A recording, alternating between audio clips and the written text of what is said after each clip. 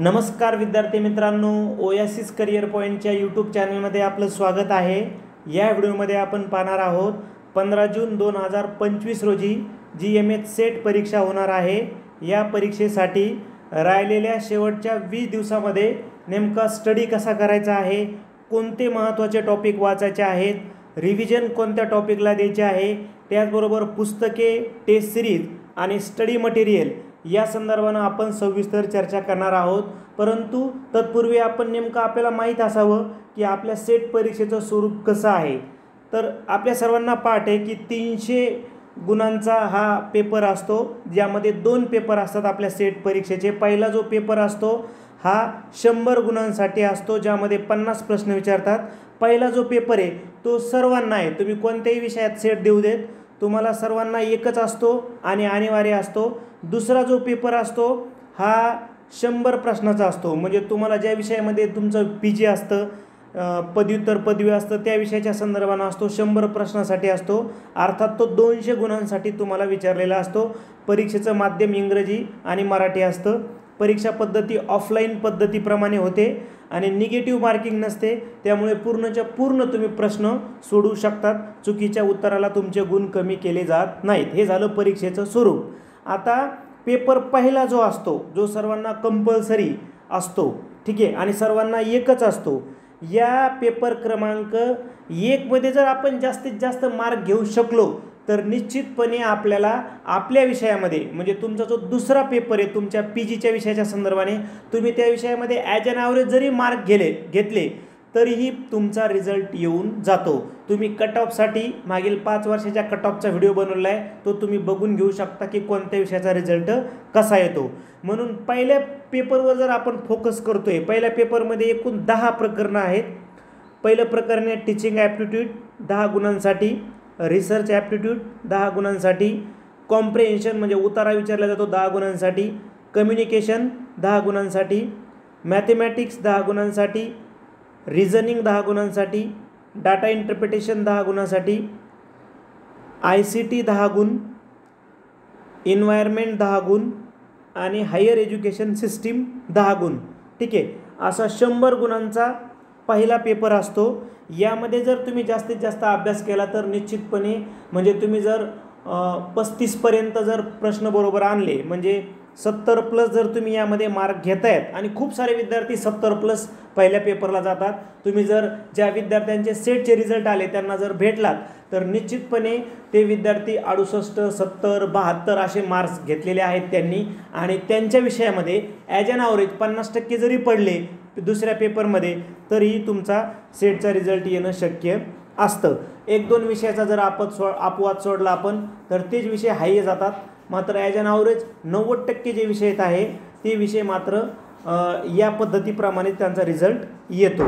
तर आपण पहिल्या पेपरला जास्तीत जास्त मार्क मिळावे म्हणून एक टेस्ट सिरीज घेतली होती, म्हणजे 15 जून 2025 रोजी जो आपला सेट पेपर होणार आहे, पेपर क्रमांक 1च्या संदर्भाने आपण ही टेस्ट सिरीज घेतली होती, ज्यामध्ये तुम्हाला आम्ही 12 पेपर PDF पेपर दिलेत, म्हणजे विद्यार्थ्यांनी जॉईन केली आहे।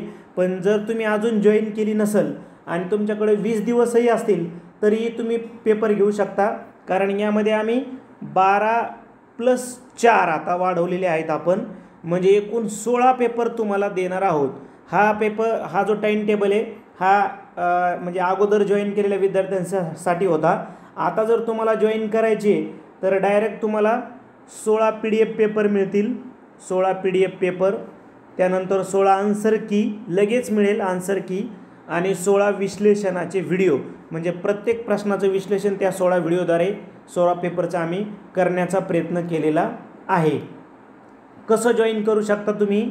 98 23 24 71 91 या नंबरवर फोनपे किंवा गुगल पे फीस पाठवा। 450 रुपये फीस आहे, आणि त्याचा स्क्रीनशॉट याच नंबरला व्हॉट्सअप करा। 98 23 24 71 91 स्क्रीनशॉट व्हॉट्सअप केल्याच्या नंतर लगेच तुम्हाला 16 पेपर मिळतील, 16 आन्सर की मिळेल आणि 16 विश्लेषणाचे व्हिडिओ मिळून जातील।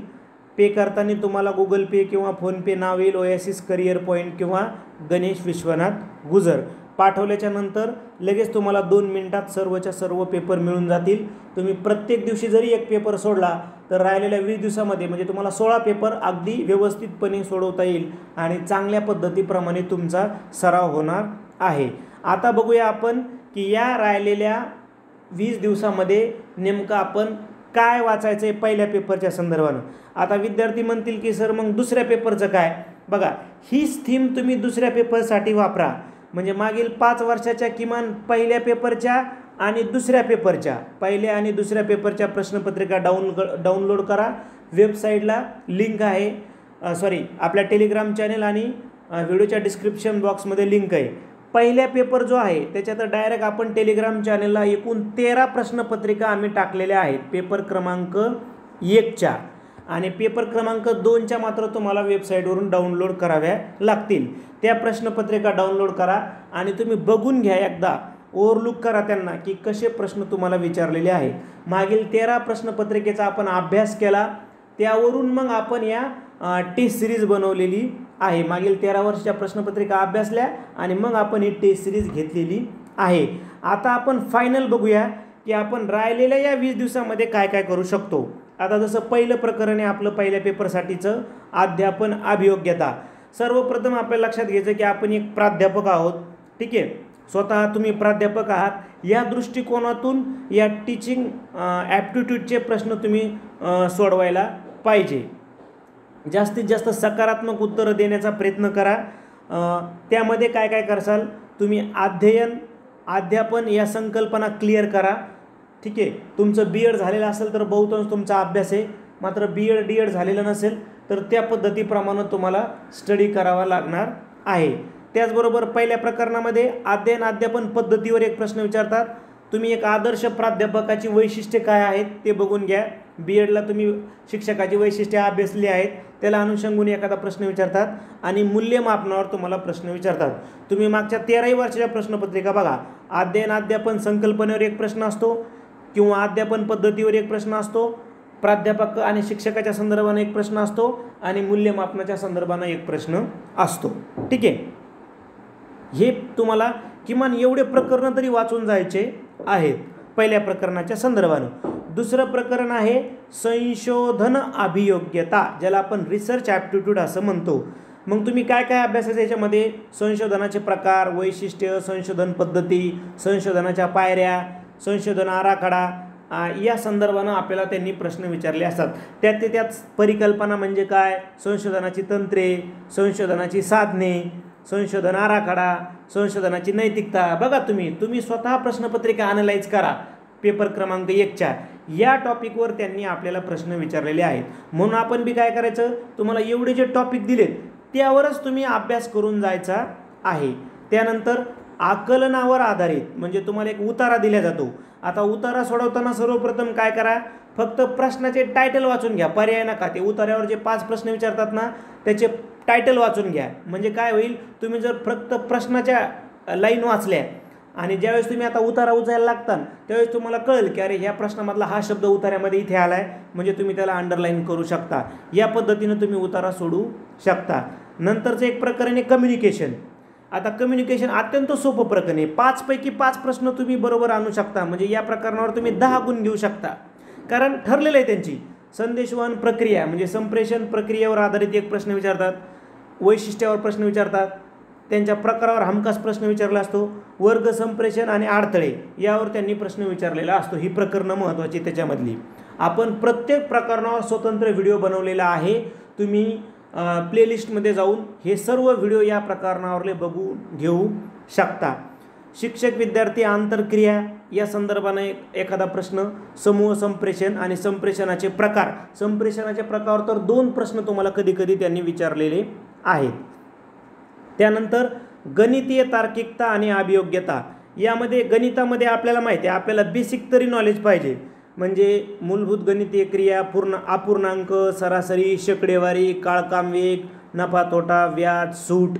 गणिताचे स्वतंत्र आपण सेट एक्झामचे जुने येणारे प्रश्न आणि काही सराव प्रश्न असे गणिताचे जवळपास 30 ते 35 प्रश्न 30 ते 35 व्हिडिओ आपण बनवलेले, तर तुम्हाला ते आपल्या चॅनलला मिळून जातील. तर्कशास्त्रीय युक्तिवाद, ज्याला आपण रिझनिंग म्हणतो साध्या सरळ भाषेमध्ये, रिझनिंगचे 5 किंवा 6 टॉपिकवर ते रिपीट क्वेश्चन करतात. एक तर तुलना, म्हणजे ए बीपेक्षा मोठा आहे, बीपेक्षा लहान आहे, किंवा एला बीपेक्षा जास्त मार्क पडले, किंवा उंची किंवा वय, असे तुलनेवर आधारित प्रश्न असतो. दिशा ज्ञानावर अलीकडे प्रश्न तुम्हाला विचारला आहे. तार्किक क्रम असतो, तर्क व अनुमान फिक्स आहे, वेन आकृती फिक्स आहे, आणि सांकेतिक भाषेवर तुम्हाला प्रश्न त्यांनी विचारलेला असतो. हे टॉपिक तुम्हाला करून जायचे आहेत. त्यानंतर माहिती संप्रेषण, डाटा इंटरप्रिटेशन म्हणतात.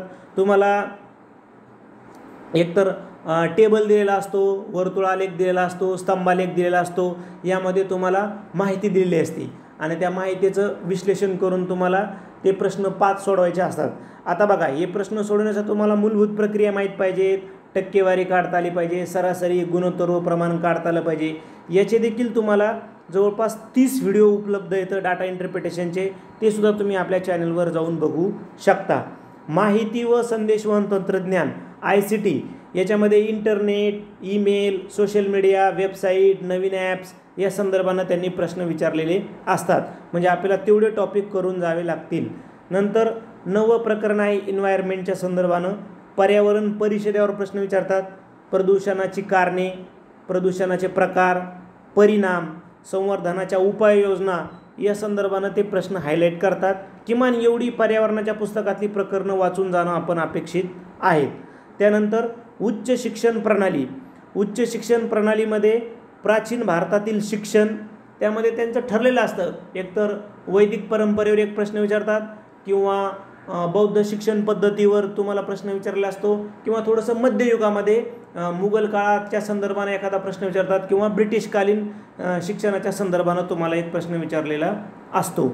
त्याचबरोबर यामध्ये बघा, भारतातील ब्रिटिशकालीन आणि स्वातंत्र्योत्तर काळातील मग विविध आयोगावर प्रश्न विचारतात, समित्यावर प्रश्न विचारतात. त्याचबरोबर तुम्हाला थोडंसं करंटच्या संदर्भाने इथं प्रश्न विचारलेला असतो उच्च शिक्षण प्रणालीमध्ये. त्याचबरोबर सरकारच्या ज्या योजना आहेत, शैक्षणिक योजना, त्यावर प्रश्न विचारला असतो. आणि शैक्षणिक ज्या संस्था आहेत, म्हणजे UGC, NCERT, ठीक आहे, या संदर्भानं तुम्हाला प्रश्न त्यांनी विचारलेला असतो. ते सुद्धा टॉपिक आपण करून जाणं अपेक्षित आहेत.